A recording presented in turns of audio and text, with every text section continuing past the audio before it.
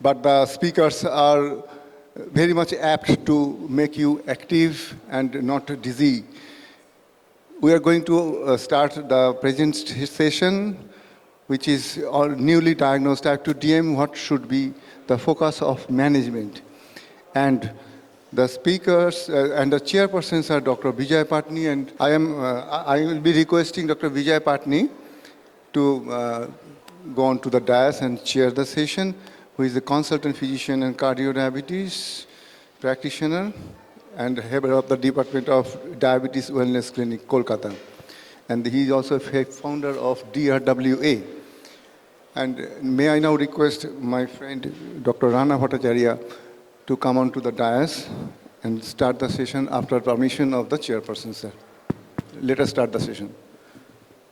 Good evening, welcome all post-lunch. We are starting the session. The first talk will be extremely important because it's going to address the management of newly diagnosed diabetes mellitus. And we need to look into the various phenotypes as well as the various factors which will influence the management. And we have an eminent speaker in Rana Bhattacharya, who is Associate Professor, Department of Endocrinology, Medical College, Kolkata. He is a recipient of J.C. Patel and B.C. Mehta Best Papers Awards from Journal of Association of Physicians of India.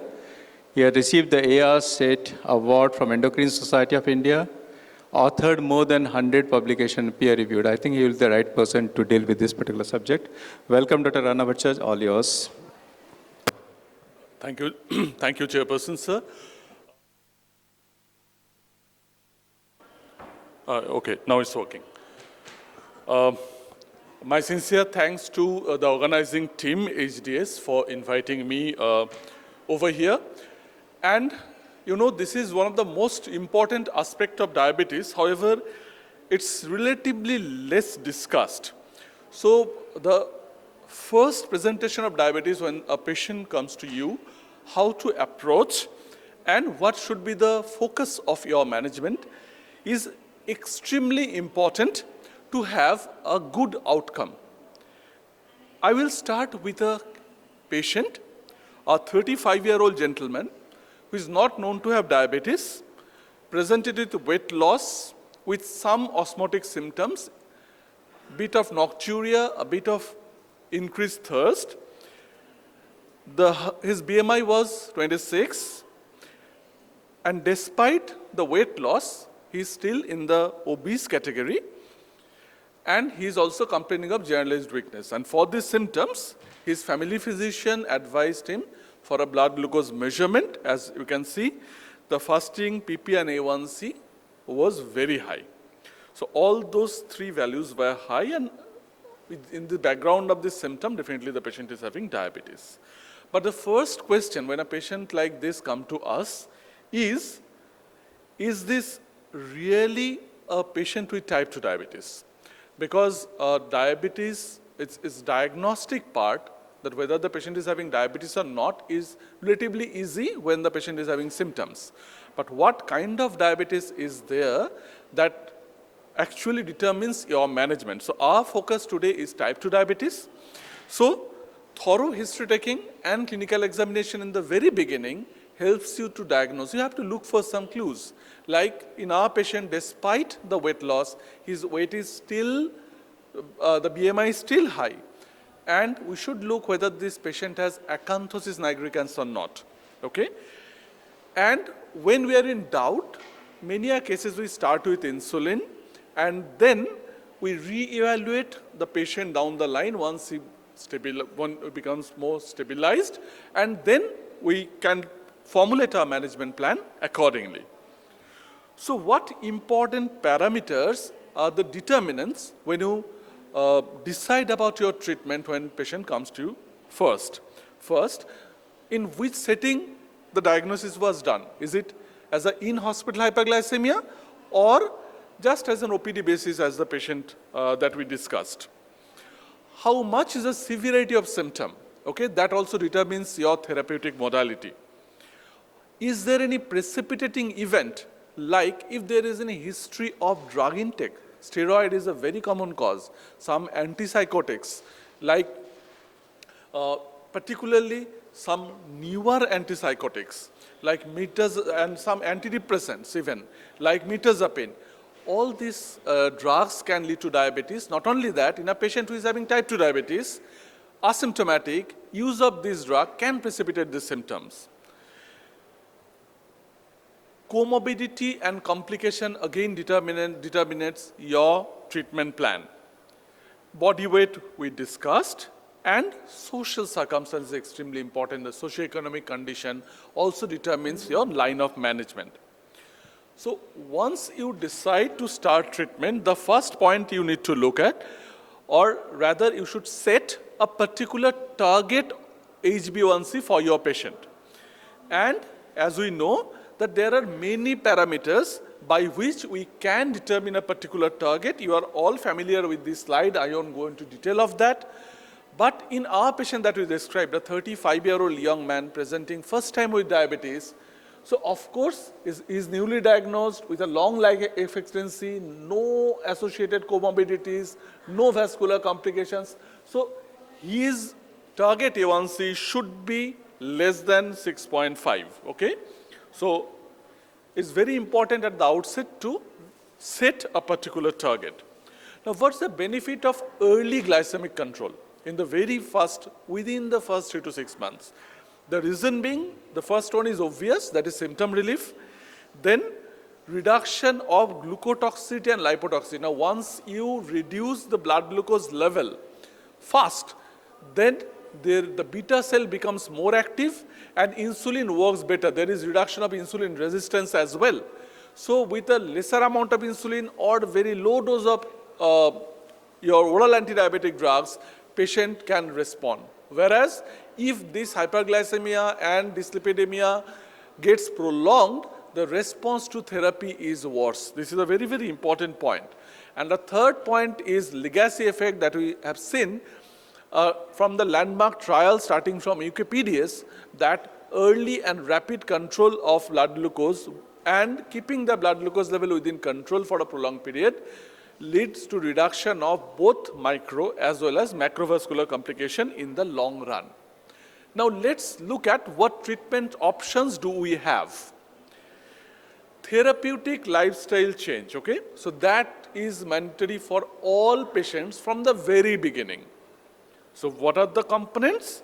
Number one, some addictions, particularly smoking, alcohol in excess, those can aggravate the complications of diabetes. So we should ask and counsel our patient to avoid those.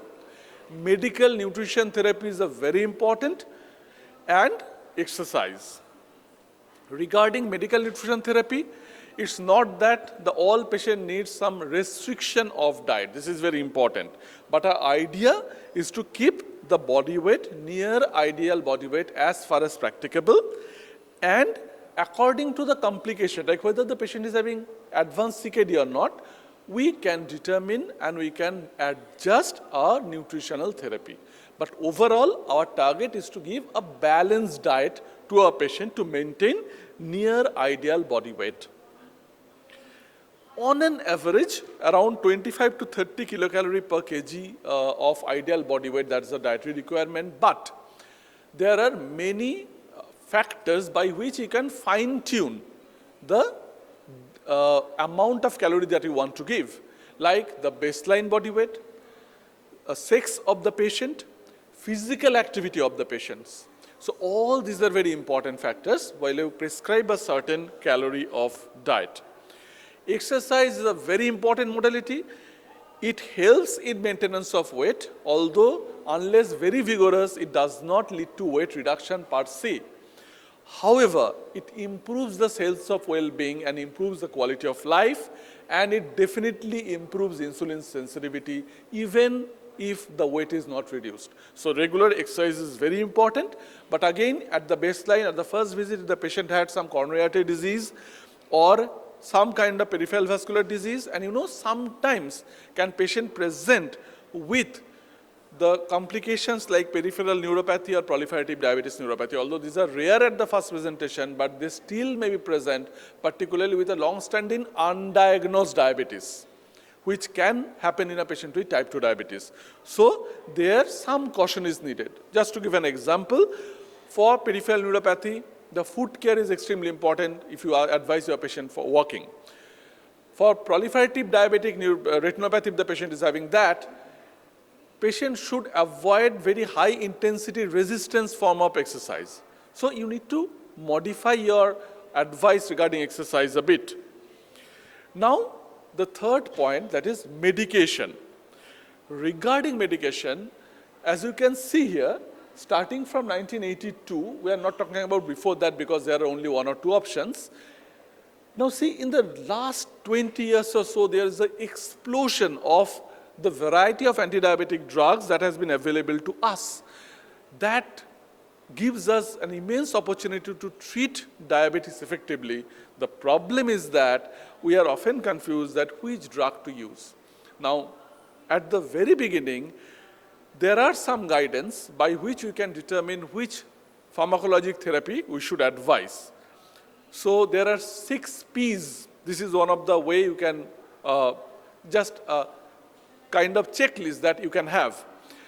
It depends on your pathophysiology, potency, precautions, POX, that is advantage of that particular drug, practicalities with that drug, and of course price. So regarding pathophysiology, we all know about aminosaccate and which drug caters to which particular arm. I won't go into detail of those. But the important is that clinically you should evaluate whether the patient is insulin resistant or insulin sensitive in the very beginning. You can have an idea from the body weight, from the markers of insulin resistance like acanthosis nigricans and skin tags, or presence of hepatic steatosis. So those can indicate insulin resistance. Whereas a very lean and thin patient, osmotic symptoms, may be insulin deficient. So your approach, your drugs, the doses, all can vary. Similarly, duration of disease, fasting and postprandial hypoglycemia, what kind of hypoglycemia the patient is having, and of course, underlying secondary cause in addition to type 2 diabetes should also be examined. Now, regarding potency of a drug, again, we won't go into detail, but it's very important to know, you know your target and you know the current A1C, and you should use the drug either singly or in combination to get the A1C in this target. And you know, on an average, a particular drug reduces A1C to this extent. So you can have an idea that how many drugs to use and which drug to be used. And of course, the patient who is treatment naive, because we are dealing with a newly diagnosed diabetes, so all patients are treatment naive, and we should decide at the outset how many drugs should we use. Now, this is one of the guidelines that is less often shown and discussed. This is a Canadian guideline, but this guideline is one of the first that actually told us that you should look at the difference between current A1C and target A1C.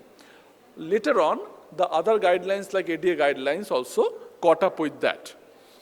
Now, usually, as I've said, healthy behavior is the first line. A1C reduction, if the A1C difference is less than 1.5%, then you can try 3 months of medical nutrition therapy in an appropriate patient, okay? But if the A1C gap is more than 1.5%, you should start at least 1 or more than 1 drug at the outset in addition to the lifestyle changes, okay? And if the patient is having symptomatic hyperglycemia, of course, you should initiate insulin along with metformin. Now, we'll start with insulin, just a bit of it. I'll just touch upon it. So, what kind of insulin should be used in a newly diagnosed patient? Okay. So, like, of course, if the patient presents with hyperglycemic hyperosmolar state or diabetic ketoacidosis, which is also seen in type 2 diabetes, although it's rarer than type 1, but DKA can also be seen in type 2 diabetes. Please remember it. So then IV insulin is the first line option. Otherwise, if the symptoms are severe, we often prefer multiple subcutaneous insulin. If the symptoms are less severe but still patient needs insulin, we usually give premix or basal. And any severe illness in the very beginning, again, we prefer multiple subcutaneous insulin. Then what? If the patient is controlled with insulin, then you should reassess whether the severe osmotic symptom and severe hyperglycemia, whether it is due to the glucotoxicity and lipotoxicity, that should reduce, the blood glucose level should reduce within a short time span, and you can reassess what kind of diabetes the patient is having, or whether the patient is having beta cell deficiency, which is significant. Again, that the clinical pointers can give you the clue. Now, regarding the fourth P, that is precautions.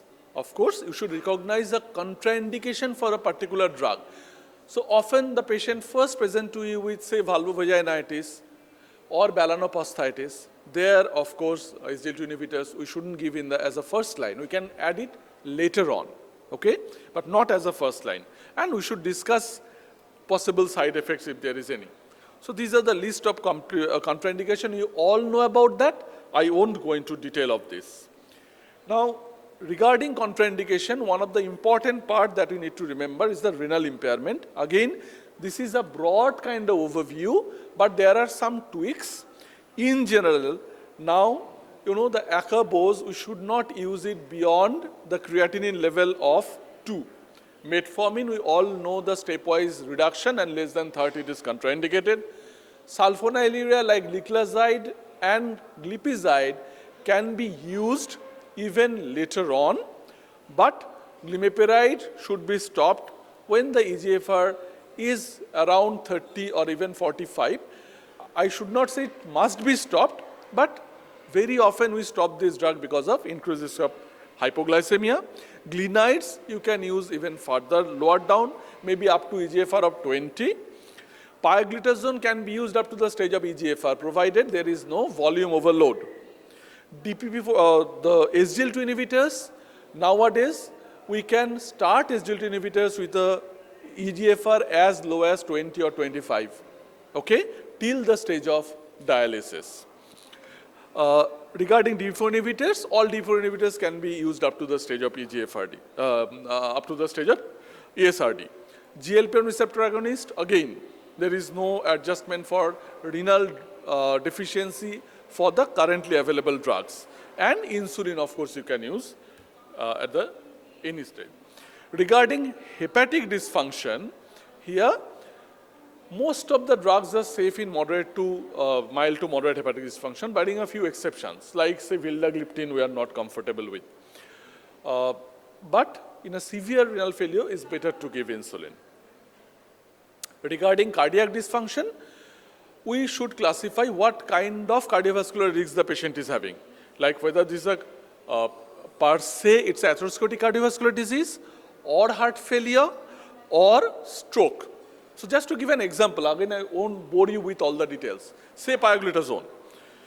Regarding cardiovascular incidence, if we talk about atherosclerotic cardiovascular disease, pioglitazone is mostly neutral, possibly have some benefit. But if we talk about the heart failure, pioglitazone is an absolute contraindication. If we talk about stroke, there is possible benefit in stroke. So for each and every drug, depending on the patient condition at the baseline, we should look at the contraindication, okay? So we can use this as guide, but again, we won't bore you with the details of this. Depending on patient condition, we usually give metformin, and then along with that, we can start another agent. Now regarding another P, that is POX, what are the additional benefit beyond glycemic control with a certain drug? Like weight loss, blood pressure reduction, cardiovascular outcome, and CKD outcome. Now for that, you have the ADA guideline. I think it has been discussed 1,000 times. Again, I won't bore you with the details. You know the drugs which have beneficial effect on coronary artery disease. You know the drugs which have benefit in the chronic kidney disease. So in the first category, the drugs like GLP-1 analog and SGLT2 inhibitor.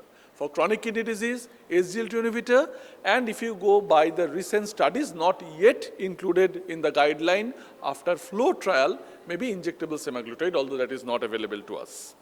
For weight reduction, we know GLP-1 analog, then SGLT2 inhibitors. Now, practicalities, of course. When we prescribe some injection, some patient may refuse, but if the patient definitely needs an injection, we should counsel the patient accordingly, and we should determine the frequency and timing. Like if the patient has a very erratic lifestyle, have a shift duties, then we have to adjust our oral tablets and insulin doses accordingly. We cannot give tablets throughout the day. Patient is bound to forget to take the afternoon dose, say, when he is in office. So depending on those factors, you need to adjust your therapy. And need for monitoring is extremely important. You are advising multiple subcutaneous insulin. It's a must to do a SMBG along with that. So you have to look at that at the very beginning and decide your course of action. And the last point, of course, is price. So difference in price is very important. Fortunately, most of the drugs have become off patent now. Only the GLP-1 agonist is the most expensive one. All are now relatively cheap. So that's a very good thing for our patients. And of course, sometimes fixed drug combination may be cheaper, and of course, those are more convenient. And we should look at the reimbursement policy of that particular patient, whether the patient is under certain insurance coverage or from company is getting or not. So then we can use that particular drug for that individual. But after all this, again, I should reiterate the main point of deciding your therapy at the first visit is individualization. So like in our patient which we discussed, what we did, we give a course of multiple subcutaneous insulin for a period of 1.5 months. And once the blood glucose levels is controlled, we started on metformin and SGLT2 inhibitors, and blood glucose remained well controlled. We did all the other extra glycemic tests that we do, like liver function, kidney function, lipid profile, all of these, and those are addressed. The patient is now doing well over the last 2 years, and his HbA1c is now 6.3. So to summarize, early and aggressive management is needed in a type 2 diabetes for multiple benefits down the line. And initial choice depends on the particular clinical circumstance, which also includes the glycemic status of that patient and additional comorbidities and complications. And target and treatment regimen should be individualized. And again, I would reiterate, we should not forget the therapeutic lifestyle change, proper diet, exercise, and to address various addictions that that patient may have. So thank you all for your patient hearing. Thank you. Thank you, Dr. Rana Bhattacharya, for taking us through adequately and optimally how to really manage the patient of newly diagnosed type 2 diabetes. So we still can take a couple of questions if anyone has. Yes, please. Yes. Thank you. Can we have the mic, please? Anyone can give a mic to sir? Yeah. I think you have well described this patient, but in my practice, in my OPDs, what I find it's very difficult to convince a young patient with first-time diabetes to make him understand that this is a figure which will require, with the symptoms that he is having, it should be insulin and insulin alone. Now, if by chance the patient absolutely refuses and you fail to convince this patient, what are the other options you can latch upon? So what I do practically in a patient like this, I of course discuss insulin, and while discussing, I tell my patient that this is most probably for a very short period of 1 month to 1.5 months. That's number one. Most of my patients get convinced with that, and down the line we can shift to ADs. Number two, a small minority, if they refuse, then a patient like this, of course, you can add drugs like sulfonylurea, metformin, and another drug. But again, I should say that if in the beginning the patient is having some signs of insulinopenia, unlike the patient like us where there is acanthosis and family history, if those are not there, still if patient refuses, I do not give anything other than, I give anything, but insulin is the therapy, I must use. So again, depending on patient profile. So even if patient says no, but if I feel there is significant insulinopenia in the beginning, I insist on insulin from the beginning. But the patient I discussed, he agreed to insulin, but if not, there are other options in a patient like this. I think the patient had... Right. Excellent question. So how to determine the type of diabetes? So as I said, Prior to that, Dr. Rana, Yes. this patient of yours had osmotic symptoms, right? yes. So would you even consider anything else barring insulin? That's number one. Yes, that's why. Yeah. Number agreed. two is that you will always start with single insulin. That's the basal insulin in this case. At least optimize that.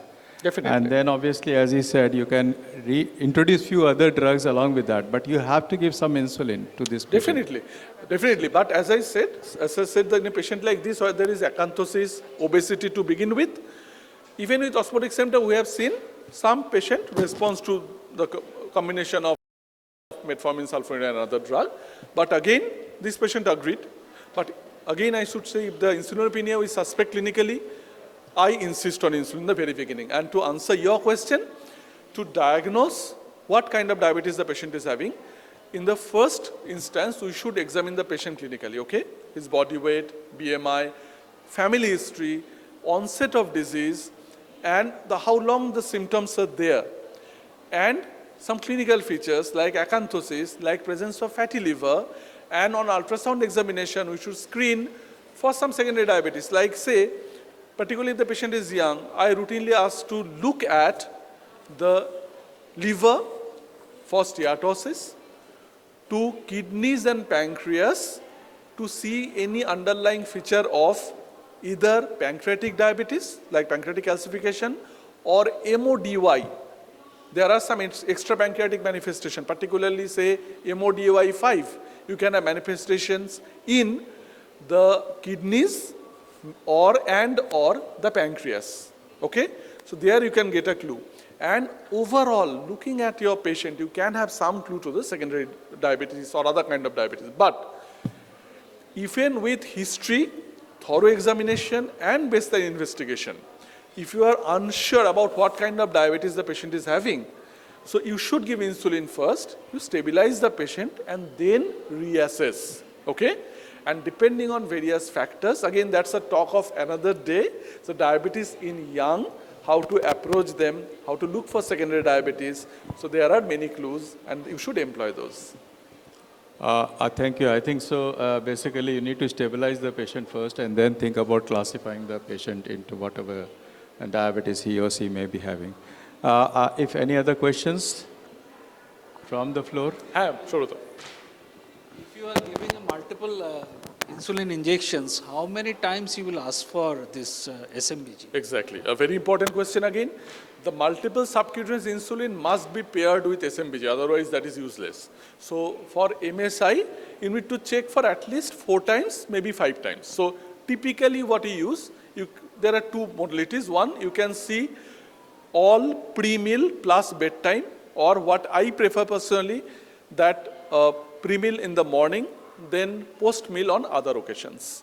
So to adjust the prandial insulin dose, and with pre-meal, I adjust the basal insulin dose. So that's why I do it. There was once a paper was probably came out with 3 checkings of SMBG. Yes, you can modify. See, the 3 checkings may be in one day, but on other day, you can look at other occasions. Okay. Like if you are looking at post-breakfast and post-dinner today, maybe after 5 days, you can look after other values, like post-lunch and post-dinner maybe.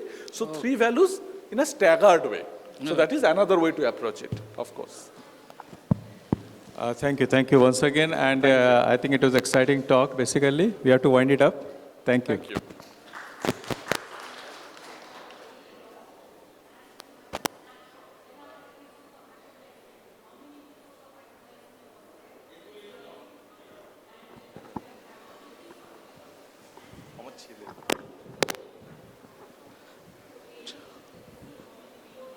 So with this, we'll like to conclude the first discussion. So I'd like the chairperson to please facilitate the speaker with this.